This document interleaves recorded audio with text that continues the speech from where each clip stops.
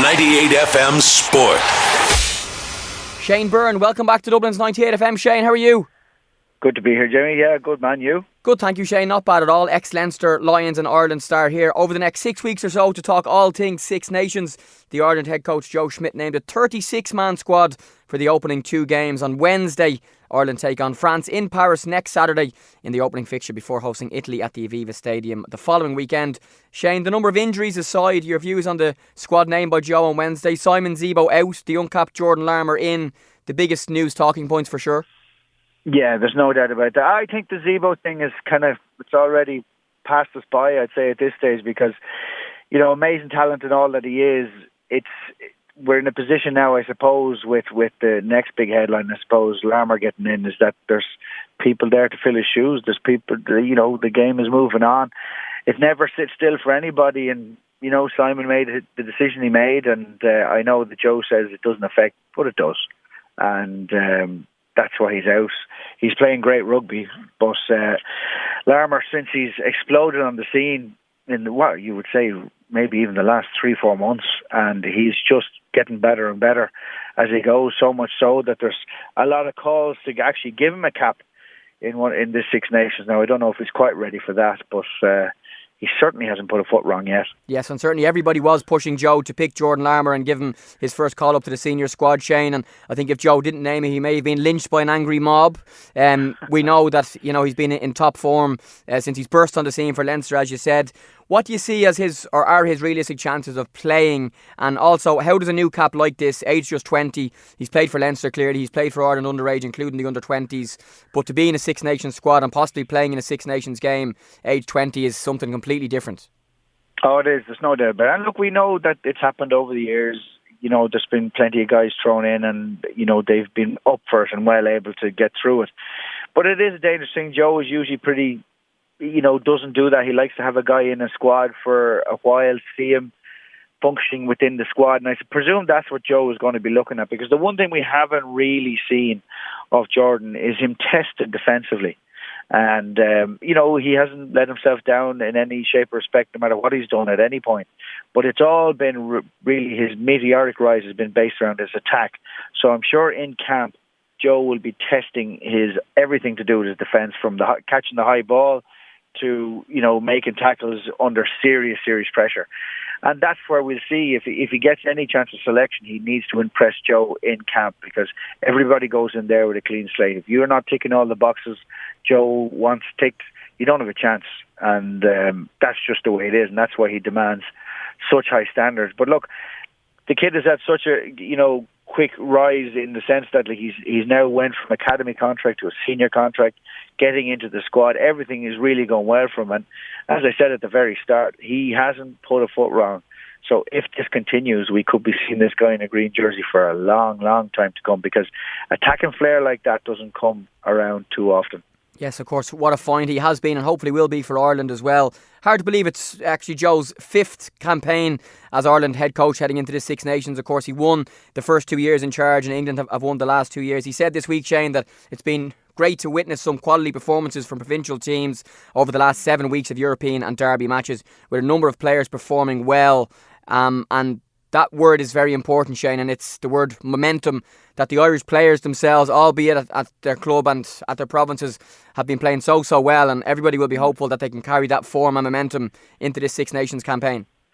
But that is it. I suppose an international coach always wants to be able to say that it's a form selection, but really this squad, it is based on that. Now we have to wait. It'll be, there'll be numbers left off and stuff like that. But, Sean Cronin, Scannell, McFadden, Van der Fleer, although he would be getting in anyway. But, those three guys in particular, McFadden, Scannell and Cronin, I think are in because of form. And, they were out a little bit and, out of favour. And that's one thing that is a hard thing to break back into a squad. But they all have really reacted to that.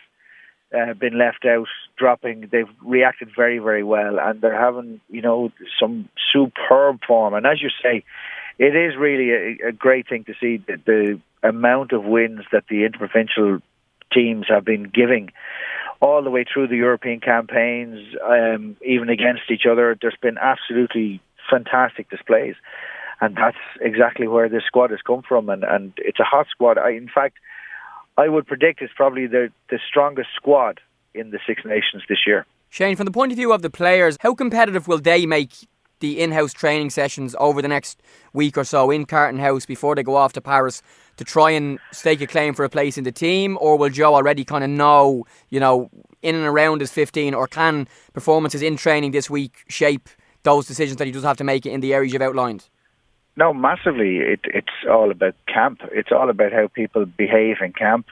Rob Kearney's resurgence, he really is having a superb, in the autumn or winter, depending on what way you want to compliment the guy of his career. He's playing some superb rugby, but that was all. It wasn't based around Leinster. He played next to none at all when he went back into November. That was based on the form that he showed within camp. And I would say that that's the kind of thing we'd have to keep an eye out, is what, say, combination that Joe is going to go for in the back three. You have a lot of very hot wings. Keith Earls absolutely leading the charge. The Munster wingers actually both leading the charge. You have Larmour. Does Larmour come in if Kearney is absolutely locked on into full back? Does Larmour get a chance? Does he impress enough to push his way in at wing? Because we all know he should be well able to play that position. He's played there a couple of times. And, that's Joe always leaves it open when you get in. We all have preconceived ideas. I presume Joe has an idea of what if he had to pick it tomorrow. But the great thing about his camps is that the standards he drives from the players is up until the last minute. They have an opportunity to really make an effect on the squad. And, I presume that will continue again right the way through this. They're in camp all last week, a bit of hot weather training down in Alicante, and they're a day or two off this weekend, and then they're back into a good hard slog right the way through the Six Nations. Yeah, I was interested. I was speaking to one of my colleagues here, 98FM's Darren Cleary, during the week, and he did a piece where the Irish coaches allowed some journalists to become rugby players for a day and do some training. And the main shout from the coaches, now given these were journalists who probably weren't very good rugby players, was mind the tackles and watch the tackles and be careful. And in this camp now with Joe and the coaches, will the players be going hell for leather in full 100% contacts and tackles, or do they have to be a little bit careful? Yes, they want their place in the team, but they also don't want to injure each other or their teammates. There's absolutely nothing held back in camp. Okay. Nothing. It's absolutely full on. You can't play and practice rugby, half-cocked. You have to be absolutely all in or nothing. And that's the way it is, because particularly in these weeks now, is that before the team is picked, and when the team is picked, training starts to settle down. There's a contact session, but it starts to settle down and form starts to come through, and not so much watching yourself, but the total manic aggression is taken out of it. But say in this week previous to this, absolutely there was no holds barred whatsoever in any contact session that was there, because you're looking to impress, you're looking to get one up on the guy you're playing against. So if you have a chance to mill that guy in a tackle, or show to Joe that you can work the defensive systems perfectly, that is absolutely going to be a priority. And self-preservation or anyone else's preservation doesn't come into it. That's a great line. Mill him in a tackle. You hear that on the sports pitches up and down the country, amateur-wise, every weekend, and it's the exact same at senior level. Shane Byrne, you're telling us in these big games, changes. The Irish players are milling each other in the tackles. We're speaking to Shane Byrne here on the That's What I Call Sport on Sunday. Former Lions, Leinster and Ireland man ahead of Ireland's opening Six Nations game against France in Paris on Saturday. Let's talk about France, baby. And apparently, according to reports, currently this weekend, France is underwater. The River Seine burst its banks during the week. Major rain, up to 11 feet of water. They will have subsided hopefully by next Saturday by the time the game comes, Shane. So once the Stade de France is not underwater, what are Ireland's keys to winning? They won against France 19-9 at home last year, but our last visit to Paris ended in a defeat by 10 points to 9 back in 2016. Well, you know what? In the last, say, decade or whatever with France, you've just never known. But this year, we genuinely don't know. They have a completely new coaching setup, and there's very little. It's a hard thing for the Irish team to get together that what way the game is going to play. So in situations like that, there's usually a huge amount of analysis done on the opposition and what they've done previous. But I think the slate is going to be wiped clean completely with France. I think they'll have a new start. this year. Whether that'll work out well or it'll take a bit of time to bed in, we can't tell. So what they have to do in that respect is concentrate on their own game and make sure that their patterns are absolutely perfectly executed whenever they get the opportunity, and trust in the defensive systems. It'll be a pretty general defensive system as opposed to the usual, which is specifically designed against this team. Because honestly, it is going to be really hard to predict what France are going to do in any shape or form. Forward orientated, or go back to the old school like La Rochelle have been playing, like the traditional French rugby. We do not know what we're going to see. Shane, in terms of making a good start to the Six Nations, Ireland didn't do that last year in losing to Scotland, but overall we had the best defensive record last year, conceding just 77 points. We were the second top scorers behind England, scoring 126, and we did beat England in that final game, although it didn't matter in the end. But if we can go and win in Paris, and then we have a home match against the whipping boys Italy, certainly they were the team to finish bottom the last 2 years, and I think second bottom the year before, that would really set us up nicely. But we need to go and try and start well and win in Paris. There's no doubt about that. A good start in the Six Nations. The Six Nations is all about momentum. It's all about just building momentum and the winning habit and just going from a high to keep it going. You know, at least this year, I suppose, if we lose to France, we're still in with the Triple Crown. There's still a bit of silverware to go. Last year is an awful kick when you're playing one of the Celtic nations that you're out and there's no silverware left that you can actually get your hands on, bar the championship table. And, you know, it really is, getting that going against France is going to be hugely important. And you know for a fact that Joe will be working very hard on that, because last year was very disappointing the way they came out. Now look, as we know, following on from that, Scotland have been building up. They've had a really good November international in particular, and I think this Six Nations is going to be an absolutely cracking Six Nations, because obviously England, despite what they're saying, are favourites. And Scotland are resurgent. Italy, yes, you should say, the traditional whipping boys, they had great results themselves against South Africa in the November internationals. Wales aren't where they want to be, but that's sometimes when they're most dangerous. And the one thing you want to do, the one thing Joe will want to do, is travel to France and get a very, very strong start. And that's going to be so important in this campaign. Shane, last two questions. You mentioned the F word there, favourites, and the mind games begun this week between the England coach Eddie Jones and Joe Schmidt.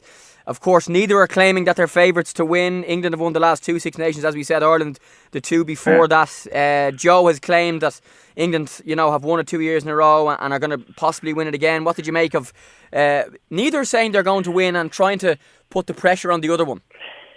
Yeah, well, sure, that's what you'd expect them to do, isn't it?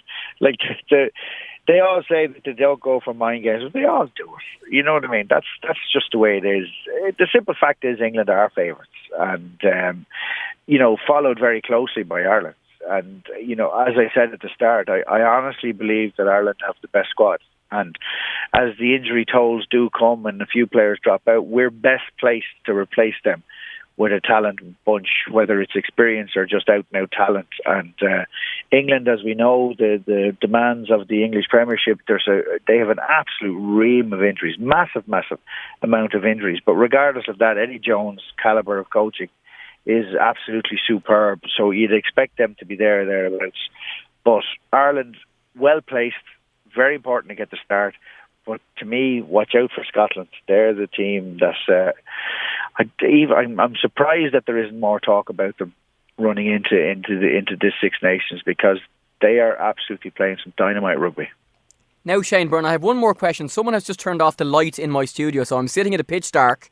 Not sure what has happened. Anyway, I'm going to ask the last question. And I say, I was going to say, don't forget Scotland. It's a quote from Joe Schmidt, something along the lines of, bookies don't make money by being wrong. He's talking about England's run of 22 and 23 test matches, etc., etc., etc. One word answer, Shane Byrne. Who will be the 2018 Six Nations champions, sir? Ireland. Love that. Shane Byrne, thanks so much. We will chat to you next Sunday after Ireland against France. Thanks, Shane. Take care, buddy.